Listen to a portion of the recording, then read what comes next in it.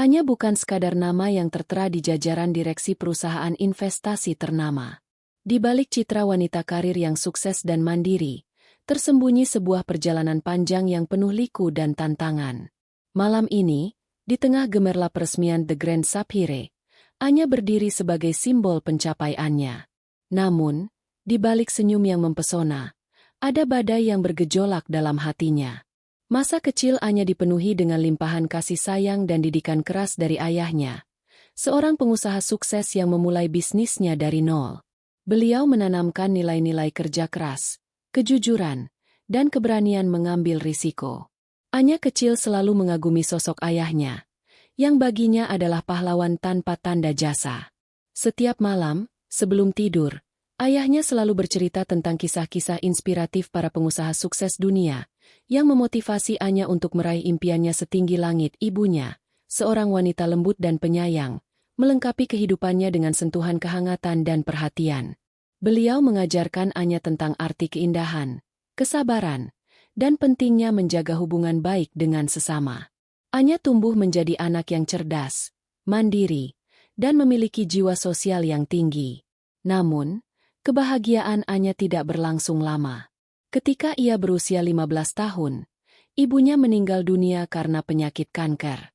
Kehilangan itu meninggalkan luka yang mendalam dalam hatinya. Anya merasa separuh jiwanya hilang.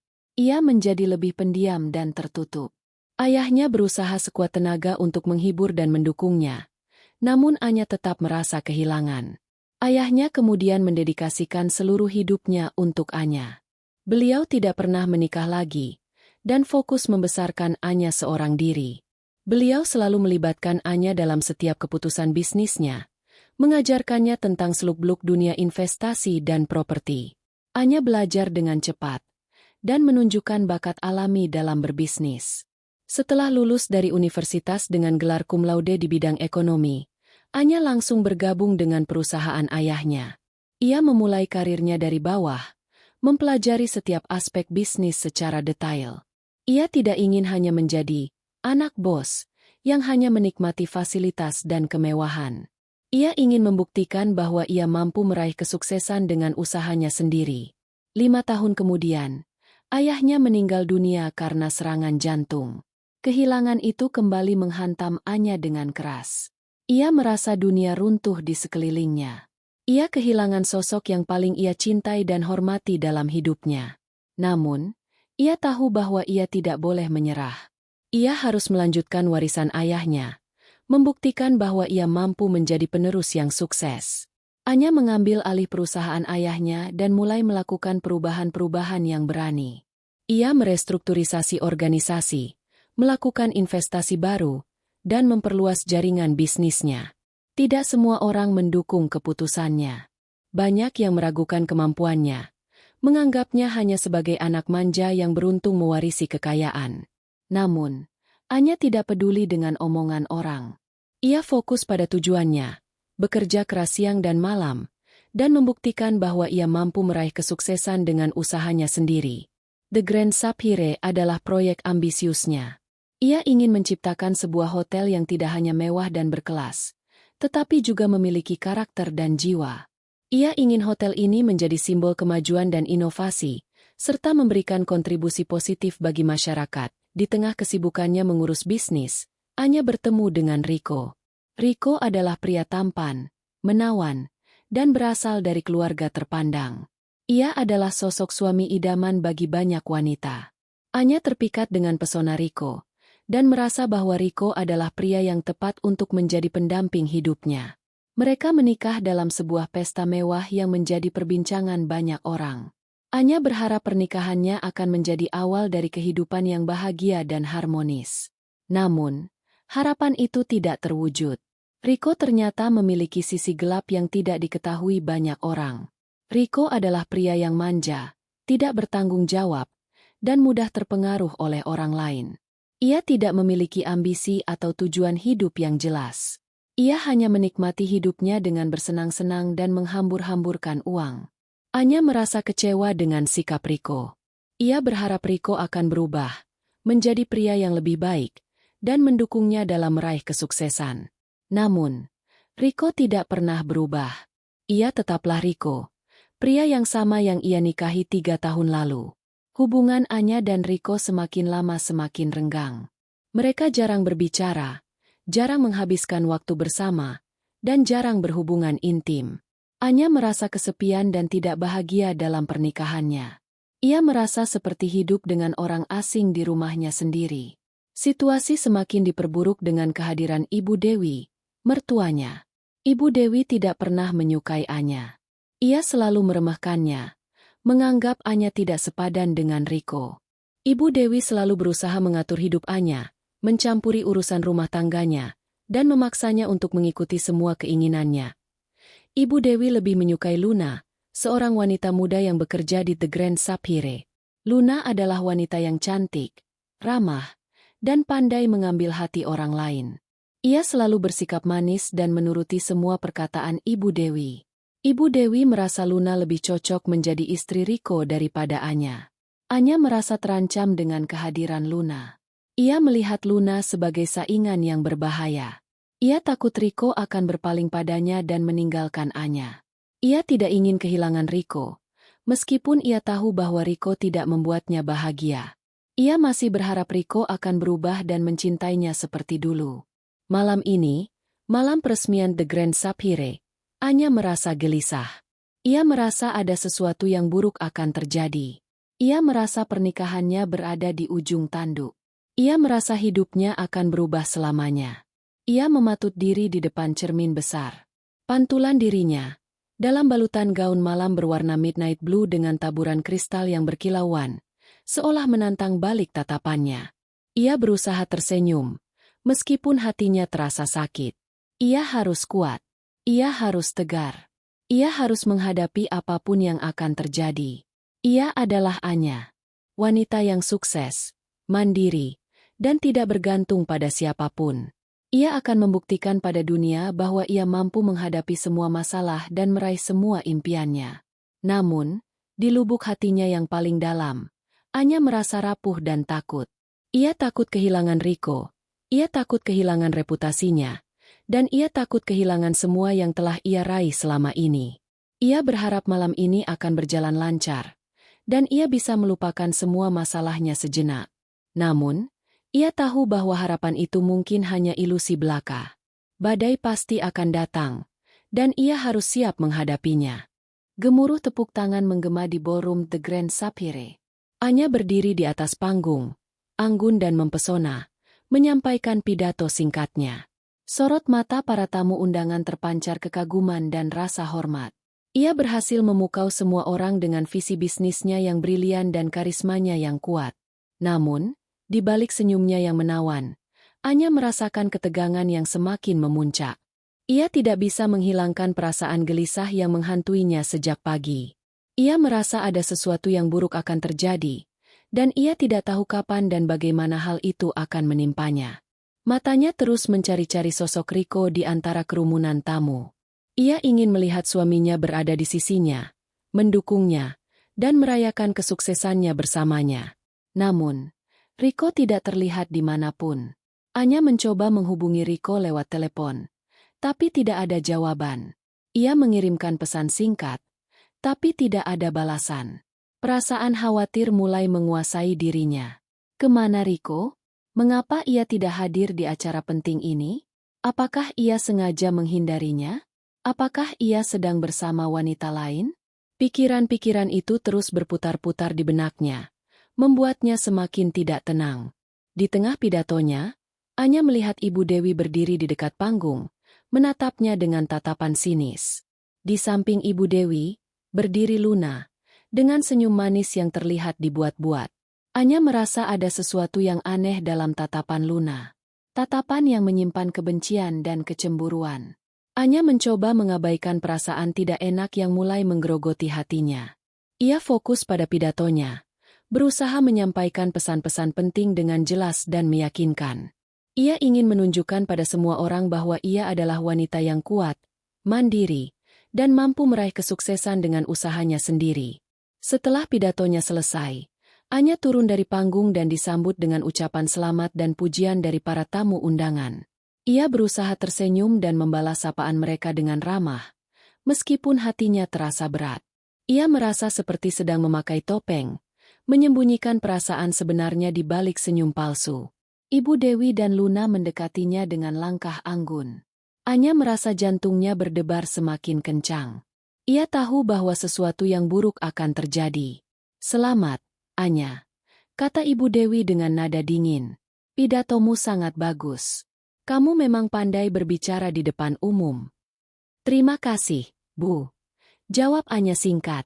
Ia tidak ingin berlama-lama berbicara dengan Ibu Dewi. Ia merasa tidak nyaman berada di dekatnya. "Gaunmu juga sangat indah," lanjut Ibu Dewi, sambil menatap gaun Anya dengan tatapan meremehkan. "Pasti mahal sekali, ya?" "Hadiah dari ayah saya, Bu," jawab Anya lagi. Ia merasa Ibu Dewi sengaja memancingnya untuk membahas hal-hal yang sensitif. "Oh, begitu," balas Ibu Dewi dengan senyum sinis. "Ayahmu memang selalu memanjakanmu. Ya, pantas saja kamu jadi wanita yang keras kepala dan sulit diatur." "Saya rasa itu bukan urusan ibu," jawab Anya dengan nada tegas. Ia tidak ingin lagi membiarkan Ibu Dewi merendahkannya. "Tentu saja itu urusanku," balas Ibu Dewi dengan suara meninggi. "Kamu adalah istri anakku. Jadi, semua yang kamu lakukan adalah urusanku juga." "Saya rasa ibu sudah terlalu jauh mencampuri urusan pribadi saya," kata Anya dengan nada yang lebih tinggi. Ia merasa amarahnya mulai memuncak. "Kamu harus ingat, Anya," kata Ibu Dewi dengan tatapan mengancam. "Kamu tidak akan pernah bisa menggantikan posisiku di hati Riko. Aku adalah ibunya, dan aku akan selalu menjadi wanita nomor 1 dalam hidupnya." Anya terdiam. Ia tidak tahu harus berkata apa lagi. Ia merasa sakit hati mendengar perkataan Ibu Dewi. Ia merasa tidak berdaya menghadapi wanita yang selalu berusaha menghancurkan hidupnya. Luna tersenyum sinis melihat Anya terdiam. Ia merasa senang melihat Anya menderita. Ia merasa bahwa ia selangkah lebih dekat untuk merebut Riko dari Anya. "Sudah cukup, Ibu," kata Riko tiba-tiba, muncul di antara mereka. "Jangan bicara seperti itu pada Anya." Anya merasa lega melihat Riko datang. Ia berharap Riko akan membelanya di depan ibunya. "Kamu tidak perlu ikut campur, Riko," kata Ibu Dewi dengan nada marah. "Ini urusanku dengan Anya." "Tidak, Bu," jawab Riko dengan tegas. "Anya adalah istriku. Aku tidak akan membiarkan ibu menyakitinya." Anya menatap Riko dengan tatapan terkejut. Ia tidak menyangka Riko akan membelanya. Ia merasa ada secercah harapan dalam pernikahannya. "Kamu sudah berubah, Riko," kata Ibu Dewi dengan nada kecewa. "Kamu sudah dibutakan oleh wanita ini. Kamu sudah melupakan ibumu sendiri." "Aku tidak melupakan ibu," jawab Riko dengan lembut. "Tapi, aku juga tidak bisa membiarkan ibu menyakiti Anya. Kamu akan menyesal, Riko," kata Ibu Dewi dengan tatapan mengancam. "Kamu akan menyesal telah memilih wanita ini daripada ibumu sendiri." Ibu Dewi berbalik dan pergi meninggalkan mereka dengan langkah marah. Luna mengikuti Ibu Dewi dari belakang, sambil menatap Anya dengan tatapan penuh kebencian. Anya menatap Riko dengan tatapan penuh terima kasih. "Terima kasih, Riko," katanya dengan suara lirih. "Kamu sudah membelaku." "Tentu saja," jawab Riko sambil tersenyum. "Kamu adalah istriku. Aku akan selalu melindungimu." Anya merasa hatinya menghangat mendengar perkataan Riko. Ia merasa bahwa Riko masih mencintainya. Ia berharap mereka bisa memperbaiki hubungan mereka dan memulai lembaran baru.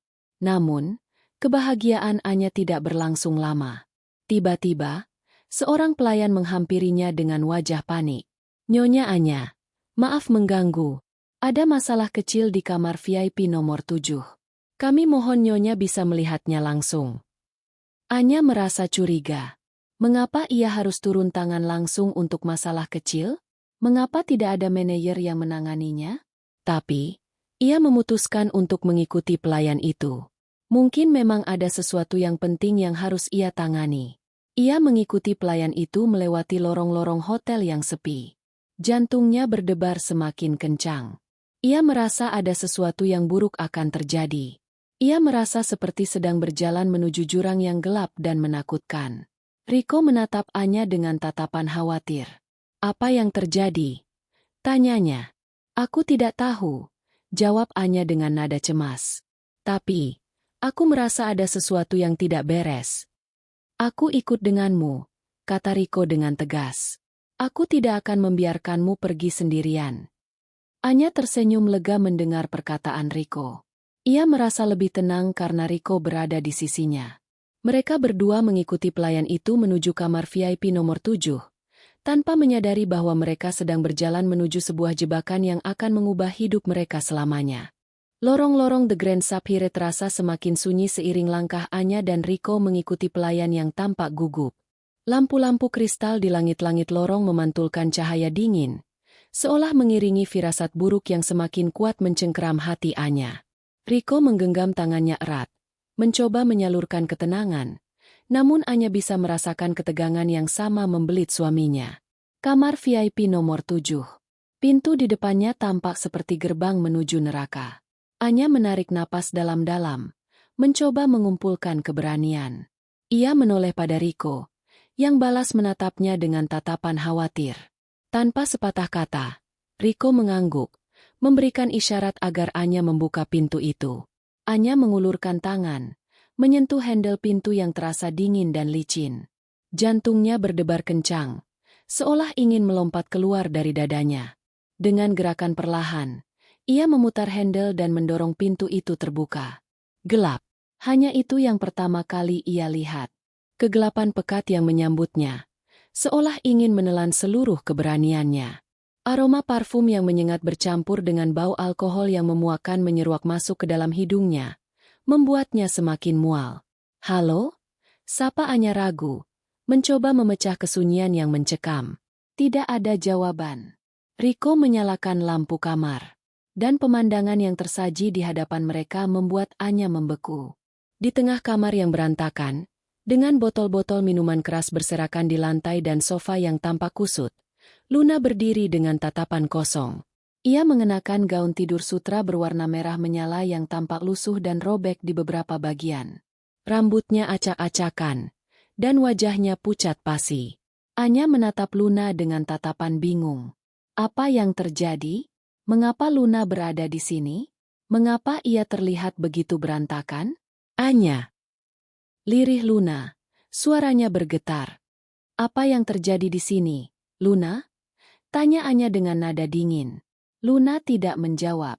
Ia hanya menatap Anya dengan tatapan kosong, seolah tidak melihat apapun. Tiba-tiba, dari balik tirai yang menutupi jendela besar, muncul sosok Riko. Ia hanya mengenakan kemeja yang tidak dikancingkan, memperlihatkan dadanya yang bidang dan berkeringat. Wajahnya tampak merah padam, dan matanya sayu. Anya merasa dunia runtuh di sekelilingnya. Ia tidak percaya dengan apa yang dilihatnya. Suaminya, orang yang paling ia cintai, berada di kamar yang sama dengan wanita lain, dalam keadaan yang sangat mencurigakan. "Riko?" panggil Anya dengan suara bergetar. "Apa yang kamu lakukan di sini?" Riko menatap Anya dengan tatapan bersalah. Ia tidak bisa berkata apapun. Ia tahu bahwa ia telah melakukan kesalahan besar. "Anya, ini tidak seperti yang kamu pikirkan," kata Riko akhirnya, mencoba menjelaskan situasi yang sebenarnya. "Benarkah?" tanya Anya dengan nada sinis. "Lalu, apa yang seharusnya aku pikirkan? Bahwa kalian berdua sedang bermain kartu di sini?" Riko terdiam. Ia tidak tahu bagaimana cara menjelaskan situasi yang sebenarnya. Ia tahu bahwa ia telah mengecewakan Anya. "Aku bisa jelaskan semuanya, Anya," kata Riko lagi, mencoba mendekati Anya. Anya mundur selangkah, menjauh dari Riko. Ia tidak ingin disentuh oleh pria yang telah mengkhianatinya. "Jangan mendekatiku," kata Anya dengan nada jijik. "Aku tidak ingin melihat wajahmu lagi." Riko terdiam. Ia merasa sakit hati mendengar perkataan Anya. Ia tahu bahwa ia telah menyakiti Anya dengan sangat dalam. Tiba-tiba, Luna bergerak mendekati Anya. Ia menatap Anya dengan tatapan penuh kebencian. "Ini semua salahmu, Anya," teriak Luna dengan suara histeris. Kamu yang membuat semua ini terjadi. Anya menatap Luna dengan tatapan bingung. Apa maksudmu? Tanyanya. Kamu selalu sibuk dengan pekerjaanmu. Balas Luna dengan nada marah. Kamu tidak pernah punya waktu untuk Riko. Kamu tidak pernah memperhatikannya. Kamu hanya peduli pada dirimu sendiri. Itu tidak benar, bantah Anya dengan nada keras. Aku selalu berusaha memberikan yang terbaik untuk Riko. Aku selalu mendukungnya dalam segala hal. Bohong, teriak Luna lagi. Kamu hanya mencintai uangmu. Kamu tidak pernah mencintai Riko. Anya terdiam. Ia merasa seperti ditampar oleh kenyataan. Apakah benar apa yang dikatakan Luna? Apakah ia terlalu sibuk dengan pekerjaannya sehingga mengabaikan Riko? Apakah ia tidak pernah benar-benar mencintai Riko? Riko pantas mendapatkan wanita yang lebih baik darimu. Teriak Luna dengan nada penuh kebencian. Wanita yang bisa mencintainya dengan sepenuh hati. Wanita yang bisa memberikan semua yang ia inginkan. Apa maksudmu? Tanya Anya dengan nada gemetar. Luna tersenyum sinis. Ia mendekati Anya dan berbisik di telinganya. Aku mencintai Riko, bisiknya. Dan Riko juga mencintaiku. Anya merasa jantungnya berhenti berdetak. Ia tidak percaya dengan apa yang didengarnya. Riko mencintai Luna? Bagaimana bisa? Itu bohong. Teriak Anya dengan nada histeris. Riko tidak mungkin mencintaimu. Oh, benarkah? Balas Luna dengan senyum mengejek. Kalau begitu, mengapa ia berada di sini bersamaku? Mengapa ia tidak bersamamu? Anya terdiam. Ia tidak bisa menjawab pertanyaan Luna. Ia tahu bahwa Luna benar. Riko berada di sini bersamanya, bukan dengan Anya. Tiba-tiba, Luna meraih gaun Anya dan menariknya dengan kasar. Anya terkejut dan berusaha melawan. Namun Luna terlalu kuat. Dalam sekejap, gaun Anya robek di bagian bahu, memperlihatkan kulitnya yang mulus. Anya menjerit kaget. Ia menatap gaunnya yang robek dengan tatapan tidak percaya. Gaun itu adalah hadiah dari ayahnya. Gaun yang sangat berharga baginya. Bagaimana? Sakit, kan? Tanya Luna dengan nada puas. Sekarang kamu tahu bagaimana rasanya kehilangan sesuatu yang berharga. Anya menatap Luna dengan tatapan penuh amarah. Ia tidak percaya bahwa Luna telah melakukan ini padanya. Ia merasa dikhianati dan direndahkan. Kamu akan menyesal melakukan ini, Luna, kata Anya dengan nada dingin. Kamu akan membayar semua perbuatanmu. Luna tertawa sinis. Aku tidak takut padamu, Anya, katanya. Kamu tidak bisa melakukan apapun padaku. Benarkah? Balas Anya dengan senyum misterius. Kita lihat saja nanti. Anya berbalik dan berjalan keluar dari kamar itu, meninggalkan Riko dan Luna yang terdiam membisu. Ia tidak tahu apa yang akan ia lakukan selanjutnya. Yang ia tahu pasti, ia tidak akan membiarkan mereka lolos begitu saja. Ia akan membalas dendam. Ia akan membuat mereka menyesal telah mengkhianatinya. Saat Anya berjalan di lorong hotel, air matanya mulai menetes. Ia merasa hancur, marah, dan malu. Malam yang seharusnya menjadi malam kebahagiaannya berubah menjadi malam yang penuh dengan air mata dan pengkhianatan. Namun, di tengah semua perasaan itu, ada satu hal yang ia rasakan dengan sangat kuat, keinginan untuk membalas dendam. Ia akan menggunakan semua kekuatan dan kekuasaannya untuk menghancurkan orang-orang yang telah menyakitinya. Ia akan membuktikan pada mereka bahwa Anya bukanlah wanita yang bisa diremehkan. Ia akan menunjukkan pada mereka siapa sebenarnya dirinya. Malam berdarah di Grand Sapphire baru saja dimulai. Anya berjalan menyusuri lorong hotel. Air mata sudah mengering di pipinya. Ia tidak lagi merasakan kesedihan atau kemarahan. Yang ada hanyalah tekad yang membara untuk membalas dendam. Ia akan membuat Luna dan Ibu Dewi menyesal telah berani mengkhianatinya. Sesampainya di kamarnya, Anya langsung mengganti gaunnya yang robek dengan pakaian yang lebih nyaman. Ia kemudian duduk di depan meja rias dan menatap pantulan dirinya di cermin. Wajahnya tampak pucat dan lelah. Namun matanya memancarkan aura kekuatan dan tekad. Ia menyentuh bahunya yang terasa perih akibat tarikan Luna.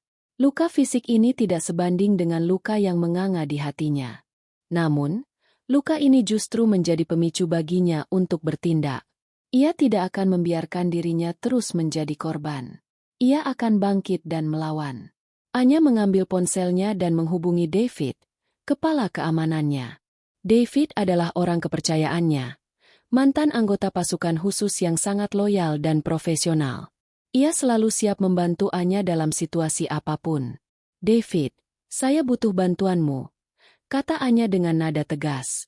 "Saya ingin kamu menyelidiki siapa dalang di balik insiden di kamar VIP nomor 7. Saya ingin kamu mencari tahu semua informasi tentang Luna dan Ibu Dewi. Saya ingin kamu memberikan semua bukti yang kamu temukan secepat mungkin."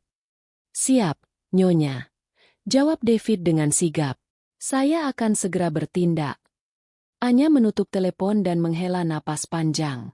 Ia tahu bahwa David adalah orang yang tepat untuk membantunya. Ia percaya bahwa David akan menemukan semua bukti yang ia butuhkan untuk membalas dendam. Sambil menunggu David bekerja, Anya mulai menyusun rencana pembalasan. Ia tidak ingin melakukan tindakan gegabah yang justru akan merugikan dirinya sendiri. Ia ingin melakukan pembalasan yang elegan, terukur, dan mematikan. Ia ingin membuat Luna dan Ibu Dewi merasakan sakit yang sama seperti yang ia rasakan. Anya tahu bahwa Luna adalah wanita yang ambisius dan haus akan kekuasaan. Ia ingin merebut Rico darinya, dan ia ingin mendapatkan posisi yang lebih tinggi di hotel. Anya akan menggunakan ambisi Luna untuk menjebaknya. Anya juga tahu bahwa Ibu Dewi adalah wanita yang sombong dan angkuh. Ia selalu meremehkan Anya dan menganggap dirinya lebih baik dari Anya. Anya akan menggunakan kesombongan Ibu Dewi untuk menjatuhkannya. Anya tersenyum sinis. Ia sudah memiliki rencana yang matang di benaknya. Ia akan memainkan peran sebagai wanita yang lemah dan terluka, sehingga Luna dan Ibu Dewi akan meremehkannya dan merasa aman. Kemudian, ketika mereka lengah, Anya akan menyerang mereka dengan kekuatan penuh. Keesokan harinya, David datang menemui Anya dengan membawa semua informasi yang ia kumpulkan. Anya membaca laporan David dengan saksama. Ia menemukan banyak fakta menarik tentang Luna dan Ibu Dewi. Ternyata, Luna adalah seorang wanita yang berasal dari keluarga sederhana. Ia bekerja keras untuk mendapatkan posisinya di hotel, dan ia selalu berusaha untuk naik jabatan. Ia memiliki hubungan gelap dengan beberapa pria kaya, dan ia tidak segan melakukan apapun untuk mendapatkan apa yang ia inginkan. Sementara itu, Ibu Dewi adalah seorang wanita yang sangat berpengaruh di kalangan sosialita Jakarta. Ia memiliki banyak koneksi dengan pejabat dan pengusaha kaya. Ia selalu berusaha untuk menjaga citra keluarganya, dan ia tidak akan membiarkan siapapun merusak reputasinya. Anya tersenyum puas. Ia sudah memiliki semua informasi yang ia butuhkan untuk melaksanakan rencananya. Ia akan menggunakan kelemahan Luna dan Ibu Dewi untuk menghancurkan mereka. Anya mulai menjalankan rencananya dengan memainkan peran sebagai wanita yang lemah dan terluka. Ia sering terlihat murung dan sedih di depan umum. Ia juga sering mengeluh tentang masalah pernikahannya dengan Rico. Luna dan Ibu Dewi merasa senang melihat Anya menderita. Mereka merasa bahwa mereka telah berhasil mengalahkan Anya. Mereka semakin meremehkan Anya dan merasa aman. Namun, mereka tidak tahu bahwa Anya sedang memasang jebakan untuk mereka. Anya mendekati Luna dan berpura-pura ingin berteman dengannya. Ia sering mengajak Luna makan siang dan berbelanja bersama. Ia juga sering curhat tentang masalah pernikahannya dengan Rico. Luna merasa senang karena Anya mempercayainya. Ia merasa bahwa ia telah berhasil merebut hati Anya. Ia mulai membocorkan informasi-informasi penting tentang dirinya dan Ibu Dewi kepada Anya. Anya mendengarkan semua cerita Luna dengan penuh perhatian. Ia mencatat semua informasi yang ia dapatkan, dan ia menggunakan informasi itu untuk menyusun rencana yang lebih detail. Sementara itu, Anya juga mendekati Ibu Dewi dan berpura-pura ingin meminta maaf atas kesalahannya. Ia sering mengunjungi Ibu Dewi di rumahnya dan membawakan hadiah-hadiah mahal. Ia juga sering memuji Ibu Dewi dan menyanjungnya. Ibu Dewi merasa senang karena Anya menghormatinya. Ia merasa bahwa ia telah berhasil menjinakkan Anya. Ia mulai membocorkan informasi-informasi penting tentang dirinya dan keluarganya kepada Anya. Anya mendengarkan semua cerita Ibu Dewi dengan penuh kesabaran.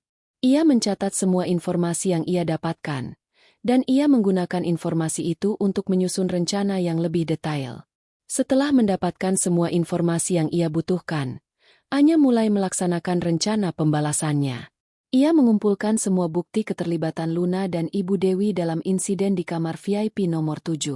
Ia juga mengumpulkan bukti-bukti tentang kejahatan-kejahatan lain yang dilakukan oleh Luna dan Ibu Dewi. Kemudian, Anya menghubungi beberapa media dan membocorkan semua informasi yang ia miliki. Ia memberikan semua bukti yang ia kumpulkan kepada para wartawan, dan ia meminta mereka untuk mempublikasikan semua informasi itu.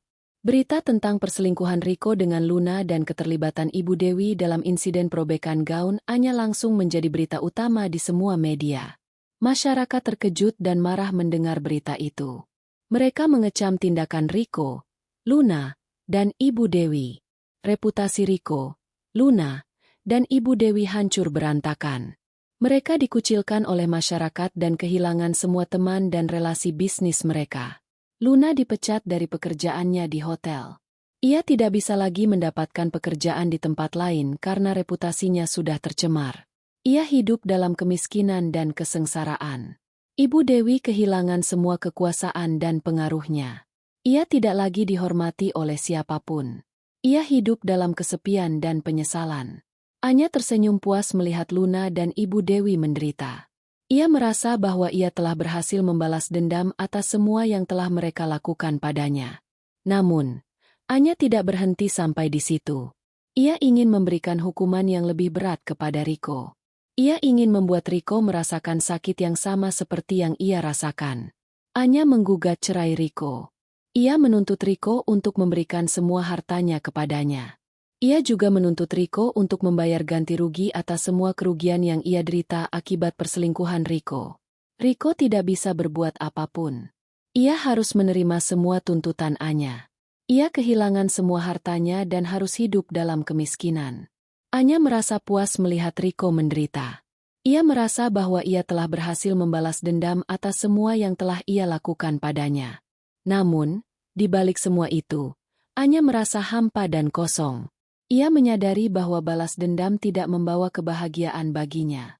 Balas dendam hanya membuatnya semakin terluka dan menderita. Anya memutuskan untuk mengakhiri semua ini. Ia ingin melupakan semua yang telah terjadi dan memulai hidup baru. Ia ingin fokus pada karirnya dan mencari kebahagiaan yang sejati. Anya menjual semua sahamnya di The Grand Sapphire dan pindah ke luar negeri. Ia ingin memulai hidup baru di tempat yang jauh dari semua kenangan buruknya. Di tempat yang baru, Anya bertemu dengan orang-orang baru dan menjalin hubungan yang baru. Ia menemukan kebahagiaan dalam kesederhanaan dan kebebasan. Ia belajar untuk memaafkan dirinya sendiri dan orang lain. Anya akhirnya menemukan kedamaian dalam hidupnya. Ia menyadari bahwa kebahagiaan sejati tidak bisa ditemukan dalam balas dendam, kekuasaan, atau kekayaan. Kebahagiaan sejati hanya bisa ditemukan dalam cinta, kasih sayang, dan kedamaian hati. Malam itu, The Grand Sapphire kembali menjadi pusat perhatian. Bukan lagi karena kemegahan dan kemewahannya, melainkan karena sebuah drama yang akan segera terungkap di hadapan ratusan tamu undangan yang hadir. Anya telah menyiapkan panggungnya dengan sempurna, dan kini saatnya para aktor utama memainkan peran mereka. Anya tampil memukau malam itu. Gaun merah menyala yang dikenakannya seolah membara, mencerminkan api amarah dan tekad yang membara dalam dirinya. Ia berjalan dengan anggun di antara para tamu, menyapa mereka dengan senyum yang misterius. Tidak ada yang tahu apa yang sebenarnya ada di balik senyum itu. Riko dan Ibu Dewi juga hadir. Riko tampak pucat dan gugup, sementara Ibu Dewi memasang wajah angkuh seperti biasa, seolah tidak terjadi apa-apa. Anya menatap mereka berdua dengan tatapan dingin. Ia tahu bahwa malam ini adalah malam terakhir mereka bisa bersikap sombong dan angkuh. Acara dimulai dengan sambutan dari beberapa tokoh penting. Anya mendengarkan sambutan-sambutan itu dengan sabar, menunggu saat yang tepat untuk melancarkan serangannya. Ia tahu bahwa ia hanya memiliki satu kesempatan untuk membuat semua orang tahu kebenaran. Setelah sambutan selesai, Anya naik ke atas panggung. Ia mengambil mikrofon dan menatap para tamu undangan dengan tatapan serius. Suasana di ballroom menjadi hening seketika. Semua mata tertuju padanya. "Selamat malam, Bapak dan Ibu sekalian," sapa Anya dengan suara lantang. "Terima kasih atas kehadiran Anda di acara yang sangat penting bagi saya. Malam ini, saya ingin menyampaikan sesuatu yang sangat pribadi dan penting bagi saya." Anya berhenti sejenak, menarik napas dalam-dalam, dan melanjutkan. "Sebagian dari Anda mungkin mengenal saya sebagai seorang pengusaha sukses, seorang investor yang cerdas, atau seorang wanita yang kuat dan mandiri. Namun, di balik semua itu, saya hanyalah seorang wanita yang ingin dicintai dan dihargai." Anya menatap Riko dengan tatapan sedih. "Saya menikah dengan Riko 3 tahun lalu, dengan harapan kami akan membangun keluarga yang bahagia dan harmonis. Namun, harapan itu tidak pernah terwujud. Riko ternyata tidak mencintai saya. Ia berselingkuh dengan wanita lain." Para tamu undangan terkejut mendengar pengakuan Anya. Mereka saling berbisik-bisik, tidak percaya dengan apa yang mereka dengar. Anya melanjutkan, "Wanita itu adalah Luna, salah satu staf di hotel ini. Ia adalah wanita yang ambisius dan haus akan kekuasaan. Ia ingin merebut Riko dari saya, dan ia ingin mendapatkan posisi yang lebih tinggi di hotel." Anya menatap Luna dengan tatapan jijik. Luna tidak segan melakukan apapun untuk mendapatkan apa yang ia inginkan. Ia bahkan berani merobek gaun saya di kamar VIP nomor 7. Para tamu undangan semakin terkejut mendengar pengakuan Anya. Mereka menatap Luna dengan tatapan jijik dan marah. Anya melanjutkan, "Namun, Luna tidak bekerja sendirian. Ia dibantu oleh Ibu Dewi, mertua saya. Ibu Dewi tidak pernah menyukai saya. Ia selalu meremehkan saya dan menganggap dirinya lebih baik dari saya. Ia ingin Riko menikah dengan wanita yang lebih sesuai dengan keinginannya." Anya menatap Ibu Dewi dengan tatapan dingin. "Ibu Dewi menggunakan Luna untuk menghancurkan pernikahan saya. Ia ingin saya menderita dan kehilangan segalanya." Para tamu undangan semakin marah mendengar pengakuan Anya. Mereka menatap Ibu Dewi dengan tatapan penuh kebencian. Anya menghela napas panjang dan melanjutkan, "Saya tahu bahwa apa yang saya lakukan ini mungkin akan menimbulkan kontroversi. Namun, saya tidak bisa lagi diam. Saya harus mengungkapkan kebenaran, agar semua orang tahu siapa sebenarnya Riko, Luna, dan Ibu Dewi." Anya mengambil sebuah amplop dari sakunya dan membukanya. Ia mengeluarkan beberapa lembar foto dan menyerahkannya kepada seorang staf hotel. "Saya ingin Anda menayangkan foto-foto ini di layar besar," kata Anya dengan nada tegas. Staf hotel menuruti perintah Anya dan menayangkan foto-foto itu di layar besar.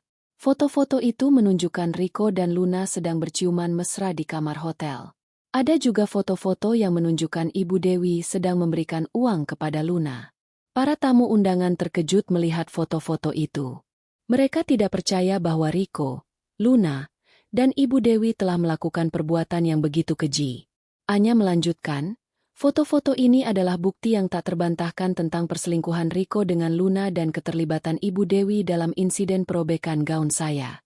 Saya harap Anda semua bisa melihat kebenaran yang sebenarnya."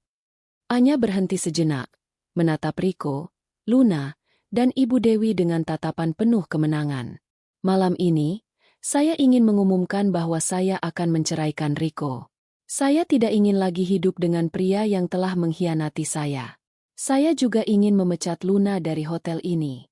Saya tidak ingin ada lagi orang yang seperti dia di sini.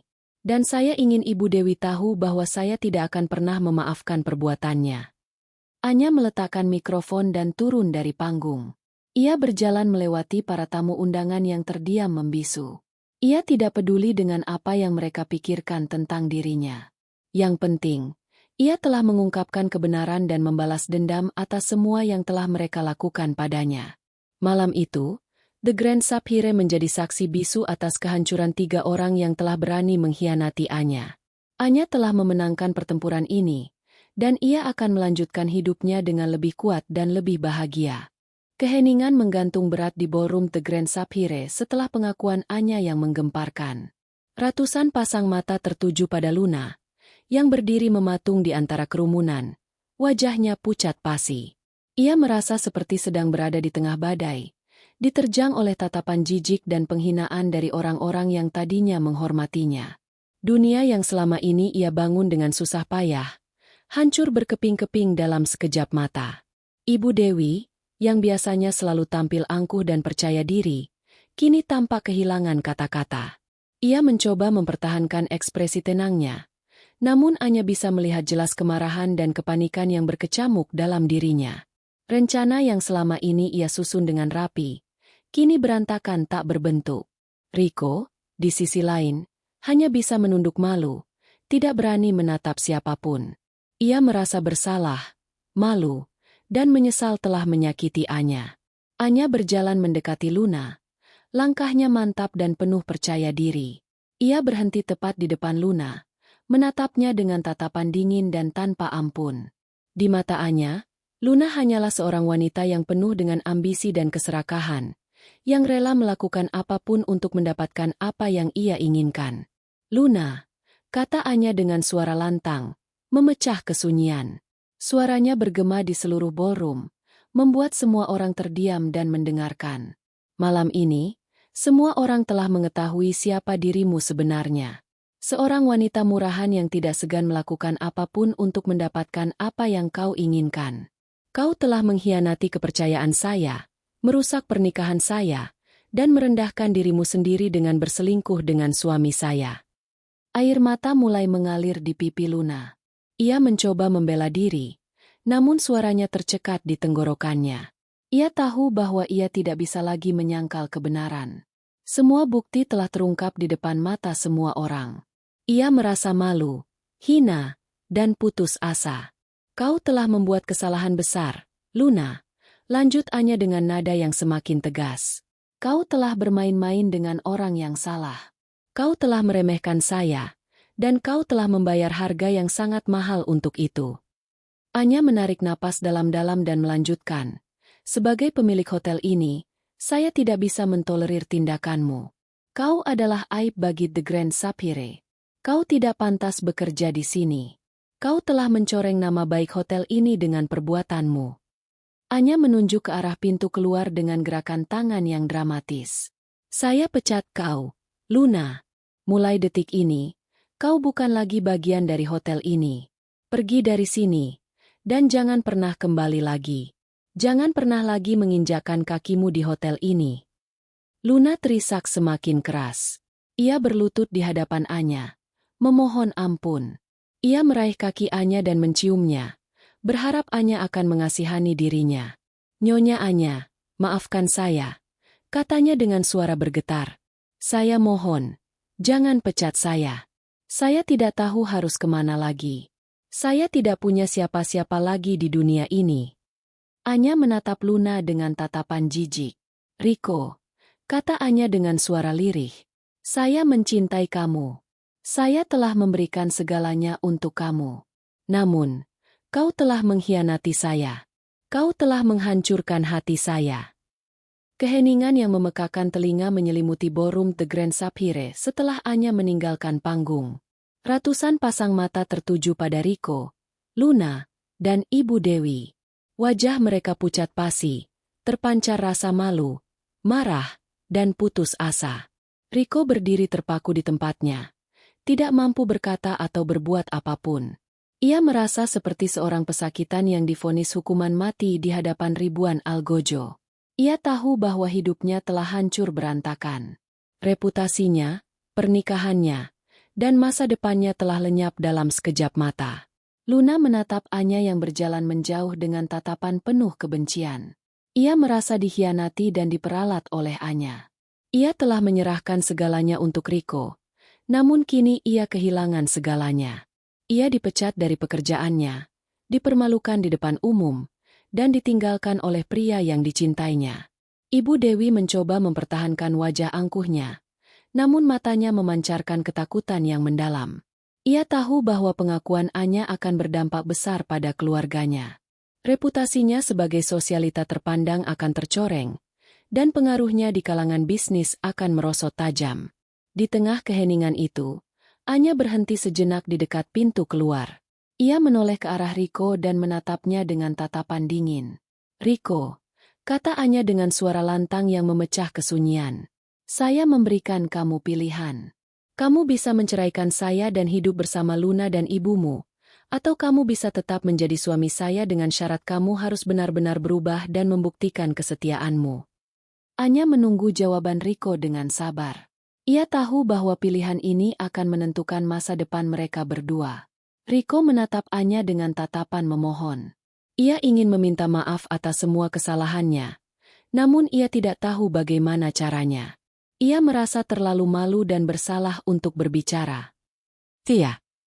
Riko mencoba berbicara, namun suaranya tercekat di tenggorokannya. "Pikirkan baik-baik, Riko," kata Anya dengan nada lembut. "Pilihan ada di tanganmu." Anya berbalik dan meninggalkan ballroom, meninggalkan Riko yang masih terpaku di tempatnya. Setelah Anya pergi, suasana di ballroom menjadi semakin kacau. Para tamu undangan mulai berbisik-bisik, membicarakan pengakuan Anya dan pilihan yang diberikan kepada Riko. Beberapa tamu menghampiri Riko dan mencoba menghiburnya. Namun, Riko hanya diam dan menundukkan kepalanya. Ia merasa tidak pantas mendapatkan simpati dari siapapun. Sementara itu, beberapa tamu menghampiri Luna dan mencemoohnya. Mereka menyebutnya sebagai pelakor dan perusak rumah tangga orang. Luna hanya bisa menangis dan menutupi wajahnya dengan kedua tangannya. Ibu Dewi mencoba membela diri di hadapan para tamu undangan. Ia mengatakan bahwa Anya telah memfitnahnya dan Luna. Namun, tidak ada yang percaya padanya. Semua orang tahu bahwa Ibu Dewi selalu membenci Anya dan lebih menyukai Luna. Setelah beberapa saat, Riko mengangkat kepalanya dan menatap para tamu undangan dengan tatapan kosong. Ia kemudian berjalan menuju Luna dan meraih tangannya. "Luna," kata Riko dengan suara lirih. "Maafkan aku. Aku telah menyakitimu." Luna menatap Riko dengan tatapan bingung. Ia tidak tahu apa yang akan dilakukan Riko. "Aku memilihmu, Luna," kata Riko dengan nada tegas. "Aku akan menceraikan Anya dan hidup bersamamu." Para tamu undangan terkejut mendengar keputusan Riko. Mereka tidak percaya bahwa Riko akan memilih seorang pelakor daripada istrinya sendiri. Ibu Dewi tersenyum puas mendengar keputusan Riko. Ia merasa bahwa ia telah memenangkan pertempuran ini. Anya, yang mendengar keputusan Riko dari kejauhan, hanya tersenyum pahit. Ia sudah menduga bahwa Riko akan memilih Luna dan ibunya. Ia tahu bahwa Riko adalah pria yang lemah dan mudah terpengaruh oleh orang lain. Anya tidak menyesali keputusannya untuk memberikan pilihan kepada Riko. Ia tahu bahwa ia telah melakukan hal yang benar. Ia tidak ingin lagi hidup dengan pria yang tidak mencintainya dan tidak menghargainya. Setelah Riko membuat keputusannya, ia dan Luna meninggalkan ballroom bersama-sama. Mereka pergi menuju masa depan yang tidak pasti, meninggalkan Ibu Dewi yang tersenyum puas di belakang mereka. Beberapa hari kemudian, Riko mengajukan gugatan cerai terhadap Anya. Anya menerima gugatan cerai itu dengan lapang dada. Ia tidak ingin memperpanjang masalah ini lebih lama lagi. Dalam sidang perceraian, Anya menuntut Riko untuk memberikan semua hartanya kepadanya. Ia juga menuntut Riko untuk membayar ganti rugi atas semua kerugian yang ia derita akibat perselingkuhan Riko. Riko tidak bisa berbuat apapun. Ia harus menerima semua tuntutan Anya. Ia kehilangan semua hartanya dan harus hidup dalam kemiskinan. Setelah resmi bercerai dari Riko, Anya merasa lega dan bebas. Ia merasa seperti terlahir kembali. Ia tidak lagi terikat dengan pria yang tidak mencintainya dan tidak menghargainya. Anya memutuskan untuk fokus pada karirnya dan mencari kebahagiaan yang sejati. Ia menjual semua sahamnya di The Grand Sapphire dan pindah ke luar negeri. Ia ingin memulai hidup baru di tempat yang jauh dari semua kenangan buruknya. Riko, di sisi lain, harus menghadapi konsekuensi dari keputusannya. Ia kehilangan segalanya, istrinya, hartanya, dan reputasinya. Ia hidup dalam penyesalan dan kesengsaraan. Luna juga harus menghadapi kenyataan pahit. Ia tidak mendapatkan kebahagiaan yang ia impikan bersama Riko. Riko ternyata adalah pria yang tidak bertanggung jawab dan tidak bisa diandalkan. Mereka hidup dalam kemiskinan dan sering bertengkar. Ibu Dewi juga harus menanggung malu atas perbuatan anaknya. Ia dikucilkan oleh masyarakat dan kehilangan semua teman dan relasi bisnisnya. Ia hidup dalam kesepian dan penyesalan. Anya, Riko, Luna, dan Ibu Dewi harus membayar harga yang mahal atas semua kesalahan yang mereka lakukan. Pengkhianatan selalu memiliki konsekuensi yang menyakitkan. Setelah Riko memilih Luna dan meninggalkan Anya, Ibu Dewi merasa menang. Ia yakin, dengan menyingkirkan Anya, Riko akan kembali menjadi anak penurut yang selalu mendengarkan perkataannya. Namun, kemenangan itu ternyata hanyalah ilusi sesaat. Sejak skandal perselingkuhan Riko dan Luna terungkap ke publik, kehidupan Ibu Dewi berubah drastis. Ia yang dulunya dihormati dan disegani di kalangan sosialita, kini menjadi bahan gunjingan dan cemoohan. Teman-teman arisannya menjauhinya. Undangan ke pesta-pesta mewah tak lagi datang, dan tatapan sinis selalu mengiringi setiap langkahnya. Awalnya, Ibu Dewi mencoba tegar dan mempertahankan citra angkuhnya. Ia menyangkal semua tuduhan yang dialamatkan padanya, dan berusaha meyakinkan semua orang bahwa Anya telah memfitnahnya. Namun, bukti-bukti yang terungkap ke publik terlalu kuat untuk disangkal. Foto-foto mesra Riko dan Luna, transfer uang dari Ibu Dewi ke rekening Luna, dan kesaksian para saksi mata semakin memperkuat dugaan keterlibatannya dalam perselingkuhan itu. Lambat laun, Ibu Dewi mulai merasakan dampak dari perbuatannya. Bisnis keluarganya mulai merosot karena banyak relasi yang menarik diri. Ia kehilangan kepercayaan dari para investor dan pelanggan. Rumah mewahnya yang dulunya ramai oleh tamu undangan, kini terasa sepi dan sunyi. Riko dan Luna pun tak bisa memberikan kebahagiaan yang diharapkan Ibu Dewi. Riko yang kehilangan semua hartanya, menjadi semakin bergantung pada Ibu Dewi. Ia sering meminta uang untuk memenuhi kebutuhan hidupnya dan Luna. Ibu Dewi yang merasa kasihan, terpaksa memberikan uangnya, meskipun ia sendiri sedang mengalami kesulitan keuangan. Luna, yang dulunya bersikap manis dan penurut di hadapan Ibu Dewi, kini menunjukkan sifat aslinya. Ia menjadi pemarah, boros, dan sering menuntut barang-barang mewah. Ia tidak segan membentak dan menghina Ibu Dewi jika permintaannya tidak dipenuhi. Ibu Dewi merasa menyesal telah mendukung hubungan Riko dan Luna. Ia sadar, keputusannya itu telah menghancurkan hidupnya dan keluarganya. Ia merindukan Anya, menantu yang dulu selalu ia rendahkan dan sakiti. Ia sadar, Anya adalah wanita yang kuat, cerdas, dan mandiri. Ia telah menyia-nyiakan kesempatan untuk memiliki menantu yang baik dan berbakti. Suatu malam, Ibu Dewi mencoba menghubungi Anya. Ia ingin meminta maaf atas semua kesalahannya dan memohon ampunan. Namun, nomor telepon Anya sudah tidak aktif. Ia mencoba mencari Anya di media sosial.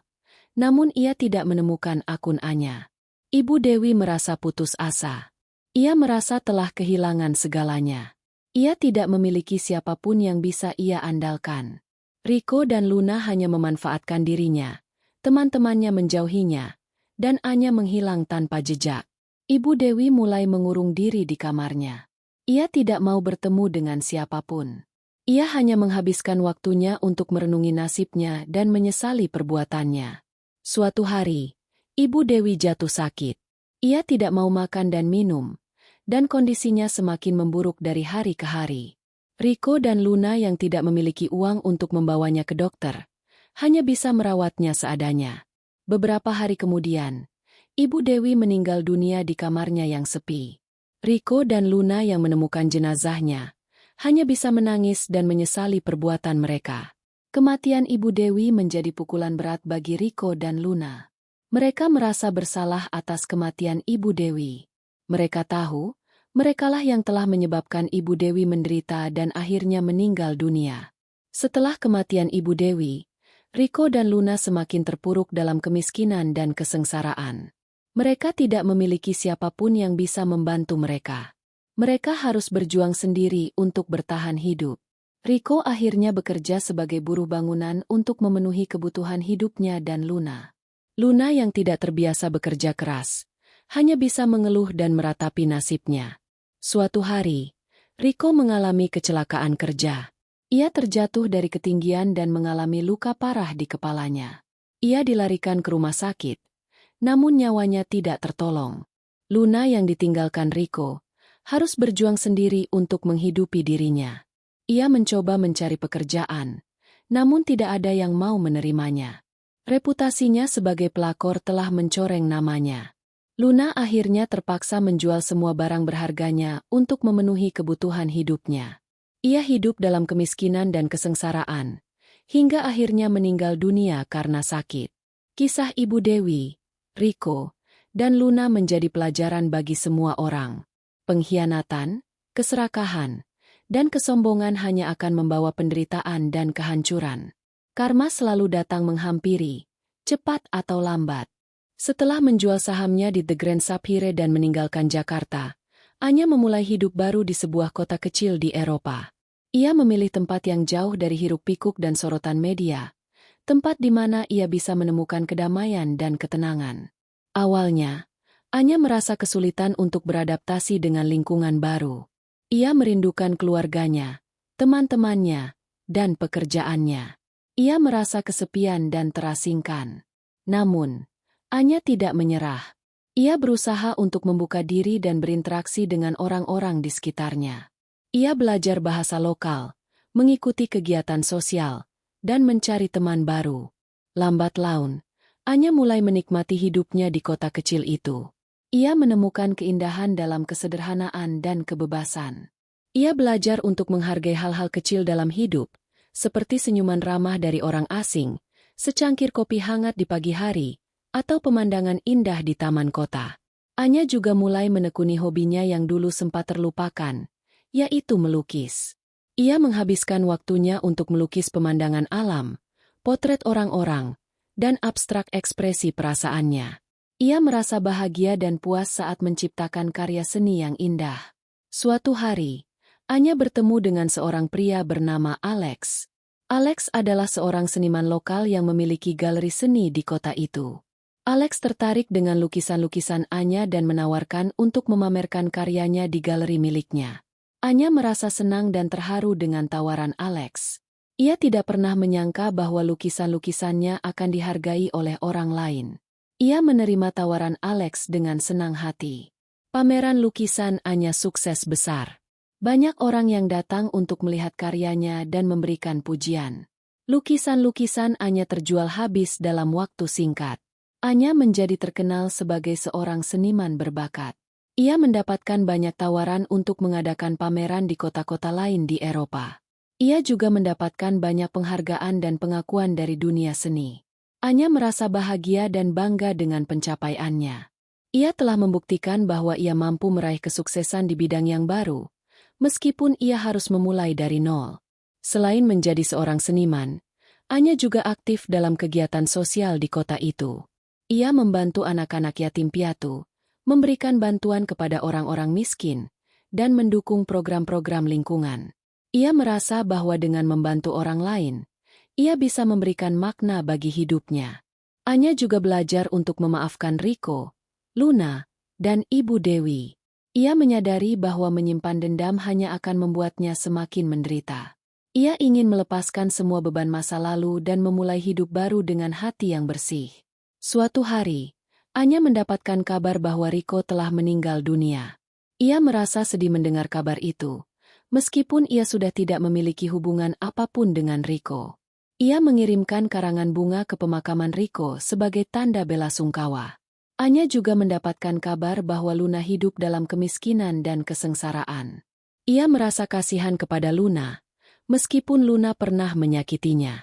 Ia mengirimkan sejumlah uang kepada Luna untuk membantunya memenuhi kebutuhan hidupnya.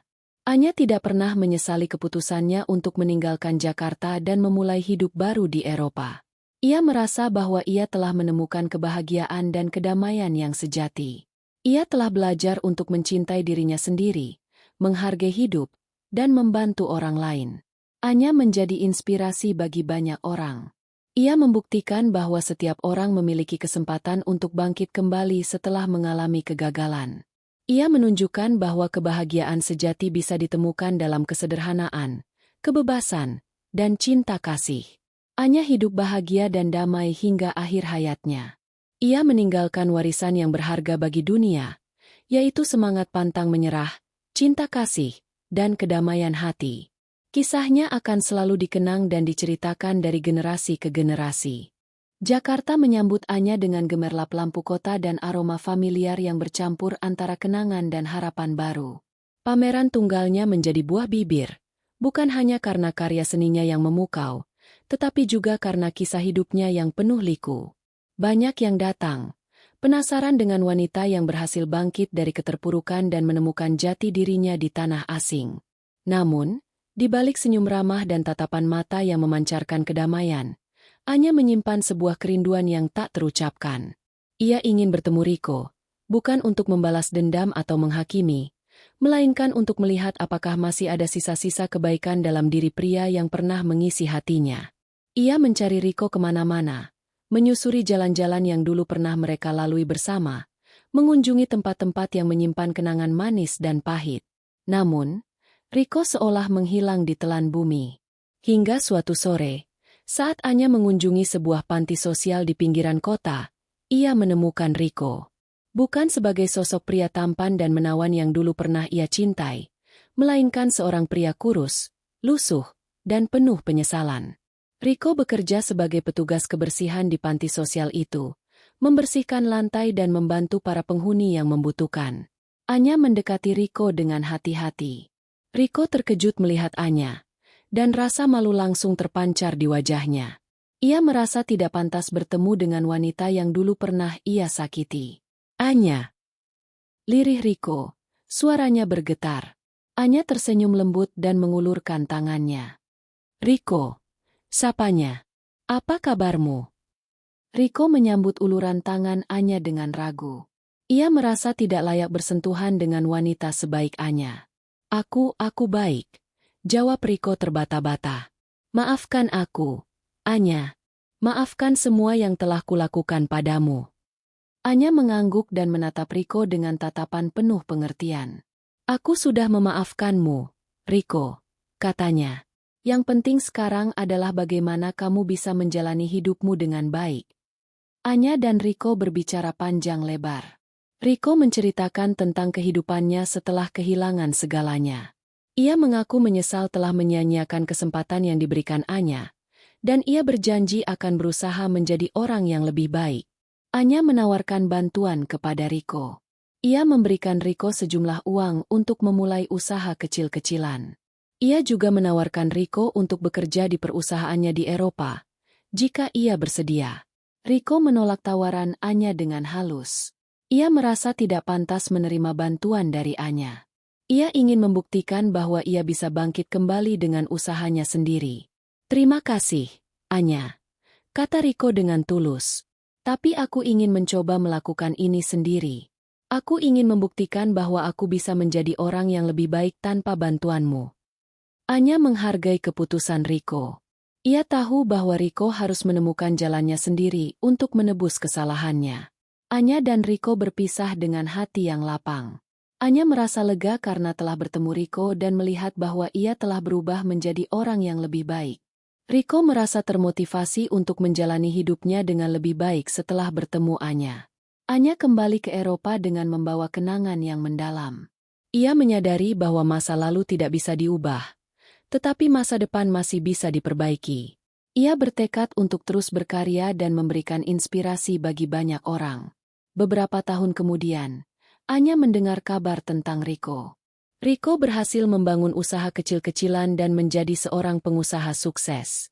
Ia juga aktif dalam kegiatan sosial dan membantu orang-orang yang membutuhkan. Anya merasa bangga dengan pencapaian Riko. Ia tahu bahwa Riko telah berhasil menebus kesalahannya dan menemukan kebahagiaan dalam hidupnya. Anya tidak pernah menikah lagi. Ia menemukan kebahagiaan dalam kesendirian dan kesuksesannya sebagai seorang seniman. Ia dikelilingi oleh teman-teman dan keluarga yang mencintainya. Namun, di lubuk hatinya yang paling dalam, Anya selalu menyimpan kenangan tentang Riko. Ia tidak pernah melupakan cinta pertamanya, meskipun cinta itu telah berakhir dengan pahit. Anya menyadari bahwa Riko adalah bagian dari masa lalunya, bagian yang tak terpisahkan dari perjalanan hidupnya. Ia tidak menyesali apapun yang telah terjadi. Ia percaya bahwa semua pengalaman, baik yang manis maupun yang pahit, telah membentuk dirinya menjadi pribadi yang lebih kuat dan bijaksana. Anya terus berkarya dan memberikan inspirasi bagi banyak orang hingga akhir hayatnya. Ia meninggalkan jejak yang mendalam dalam dunia seni dan kemanusiaan. Kisahnya akan selalu dikenang dan diceritakan dari generasi ke generasi. Dan di suatu senja yang tenang, Anya tersenyum tipis, mengingat Rico, dan berbisik dalam hati. Kita berdua telah menemukan jalan kita masing-masing, Rico. Semoga kau bahagia.